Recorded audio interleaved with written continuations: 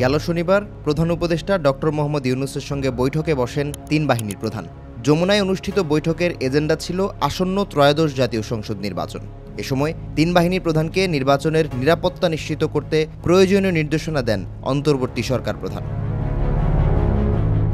বৈঠকের কয়েকদিন যেতে না যেতেই মাঠ থেকে ৫০% সেনা সরিয়ে নেওয়ার ঘোষণা ছড়িয়ে পড়ে গণমাধ্যমে। এমন পদক্ষেপে শুরু হয় সরকার ও সেনাবাহিনীর মধ্যে দ্বন্দ্বের গুঞ্জন। যদিও এমন কোনো ঘটনাই ঘটেনি, বিষয়টি পরিষ্কার হয় মঙ্গলবার। দৈনিক আমার দেশের প্রতিবেদন বলছে, সম্প্রতি মাঠে সেনা সংখ্যা অর্ধেকে নামিয়ে আনার অনুমতি চেয়ে প্রধান উপদেষ্টার কাছে চিঠি পাঠায় সেনা সদর। এরপর স্বরাষ্ট্র মন্ত্রণালয়ের সভাকক্ষে আইন শৃঙ্খলা সংক্রান্ত কোর কমিটির সভায় চিঠির পক্ষে সিদ্ধান্ত নেওয়া হয়। জবাবে সশস্ত্র বাহিনী বিভাগের প্রিন্সিপাল স্টাফ অফিসার বরাবর চিঠিতে স্বরাষ্ট্র মন্ত্রণালয় থেকে জানানো হয়, সাম্প্রতিক সময়ে সারা দেশে আইনশৃঙ্খলা পরিস্থিতির সার্বিক উন্নতি লক্ষ্য করা যাচ্ছে। সশস্ত্র বাহিনী, আইনশৃঙ্খলা রক্ষাকারী বাহিনী, স্থানীয় প্রশাসন ও জনগণের সম্মিলিত প্রচেষ্টায় দেশে স্থিতিশীলতা, নিরাপত্তা ও স্বাভাবিক জনজীবন প্রতিষ্ঠিত হয়েছে। এদিকে বুধবার প্রেস ব্রিফিংয়ের আয়োজন করে সেনা সদর। ঢাকা সেনানিবাসে এই প্রেস ব্রিফিংয়ে লেফটেন্যান্ট জেনারেল মোহাম্মদ মাইনুর রহমান জানান, সুষ্ঠু নির্বাচনের জন্য প্রস্তুতি নেওয়া হচ্ছে। নির্বাচনে যথাযথ দায়িত্ব পালন করবে সেনাবাহিনী।